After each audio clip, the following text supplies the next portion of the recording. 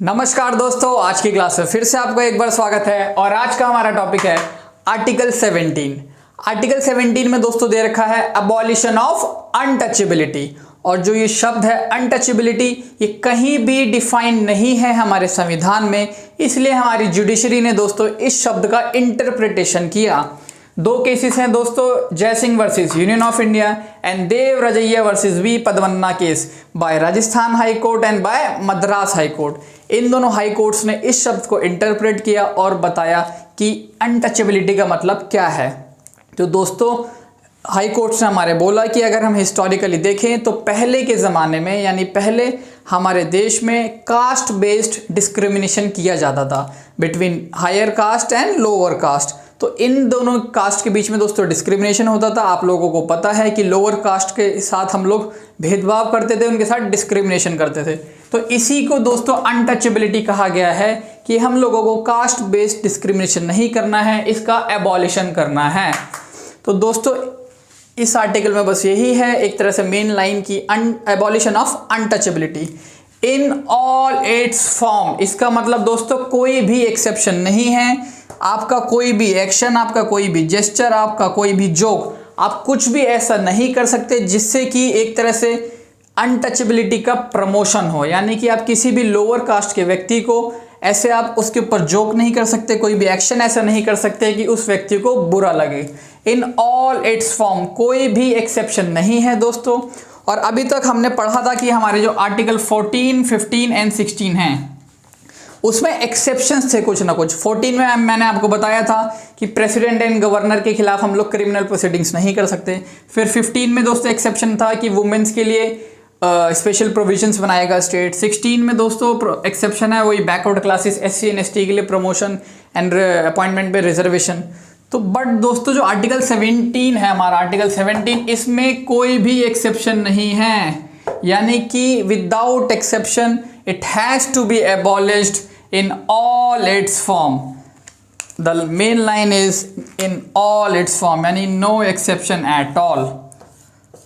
And दोस्तों इसमें जो दो मेन पॉइंट्स हैं दैट इज कि इसमें no exception and parliamentary law, इन दोनों को मैं आपको बताता हूँ, डिस्क्राइब करता हूँ इन दोनों शब्दों को। सबसे पहले आप लोग ये समझिए जो मैंने आपको बताया कि 14, 15, 16 में हमारे पास एक्सेप्शंस थे, बट आर्टिकल 17 में कोई भी एक्सेप्शन नहीं है।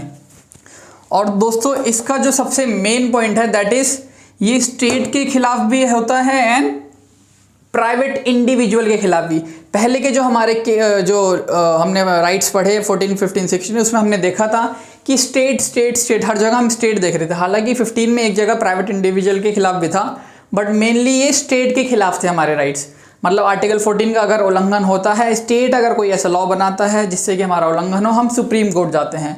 बट दोस्तों जो आर्टिकल 17 है इसमें स्टेट भी डिस्क्रिमिनेट नहीं कर सकता, मतलब अनटचेबिलिटी को प्रमोट नहीं कर सकता। ऐसा कोई भी कानून नहीं बना सकता जिससे कि अनटचेबिलिटी प्रमोट हो। और प्राइवेट इंडिविजुअल भी दोस्तों अनटचेबिलिटी को प्रमोट नहीं कर सकता। मतलब एज अ प्राइवेट इंडिविजुअल, यानी अगर मैं अपनी बात करूँ तो मैं भी ऐसा कोई जोक या कुछ भी ऐसे शब्द का यूज़ नहीं कर सकता जिससे कि किसी को मतलब एक तरह से बुरा लगे, किसी भी लोअर कास्ट के व्यक्ति को बुरा लगे। अनटचेबिलिटी को प्रमोट नहीं करना। तो दोस्तों इसमें जो अगर पहला प्रोविजन है स्टेट और दूसरा है प्राइवेट इंडिविजुअल। अगर स्टेट कोई भी लॉ बनाती है जिससे कि अनटचेबिलिटी प्रमोट होता है तो हम लोग क्या करते हैं, हम लोग सुप्रीम कोर्ट के पास जाएंगे अंडर आर्टिकल 32, जिसमें कि रिट पिटीशन हम फाइल करेंगे सुप्रीम कोर्ट में। सुप्रीम कोर्ट से रिक्वेस्ट करेंगे कि सुप्रीम कोर्ट स्टेट हमारे फंडामेंटल राइट को वायोलेट कर रहा है। तो सुप्रीम कोर्ट दोस्तों उस केस में जो भी लॉ बनाया होगा उसको स्ट्रक डाउन कर देगा, यानी उसको नल एंड वाइड डिक्लेयर कर देगा। बट सपोज अगर कोई प्राइवेट इंडिविजुअल इस लॉ को, मतलब ये जो अनटचेबिलिटी को अगर प्रमोट करता है अनटचेबिलिटी को, तो क्या कानून है हमारे देश में। तो दोस्तों सिर्फ आर्टिकल से कुछ नहीं होता, हमें एक पार्लियामेंट्री लॉ बनाना पड़ता है। फॉर एग्जाम्पल अगर मान लो बिफोर, मतलब जब इससे पहले अगर लॉ नहीं बना तब तक क्या होता है, सिर्फ आर्टिकल के बेस पे मेरे को सज़ा नहीं होगी अगर मैं कुछ भी ऐसा करता हूँ जिससे अनटचेबिलिटी प्रमोट होती है। सपोज मैंने किसी व्यक्ति के खिलाफ कुछ बोला, वो व्यक्ति जाता है पुलिस स्टेशन, FIR दर्ज करता है मेरे खिलाफ, और फिर पुलिस उससे बोलती है कि हम सज़ा किस कानून के रूप में दें। इसमें कुछ भी ऐसा लिखा है नहीं कि उसको सज़ा क्या मिलेगी। इसलिए एक लॉ होना चाहिए जिसमें डिफाइंड हो प्रॉपर तरीके से कि अगर किसी व्यक्ति ने कोई भी इस चीज़ को प्रमोट किया तो उसको क्या सज़ा होनी चाहिए।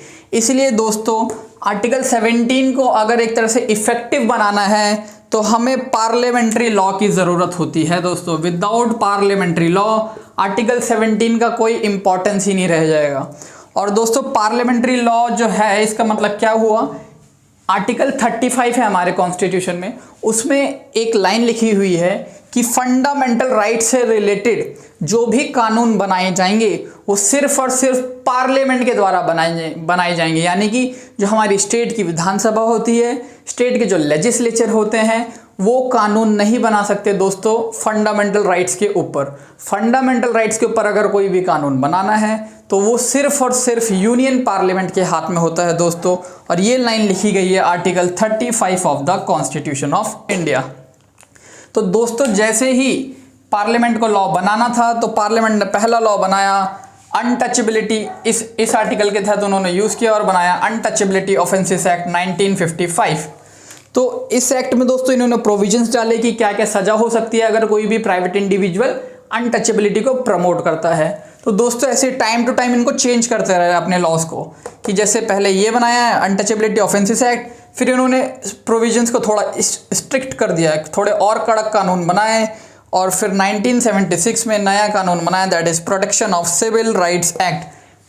जो पुराना एक्ट है इसी को एक तरह से अपडेट कर दिया, कुछ नए प्रोविजंस डाले और रीनेम कर दिया protection of civil rights act. फिर दोस्तों इसको फर्दर थोड़ा सा और कड़क कानून किया, मतलब स्ट्रिक्ट बनाया इसको थोड़ा सा और इसका नाम रख दिया SC/STs एट्रोसिटीज़ एक्ट 1989।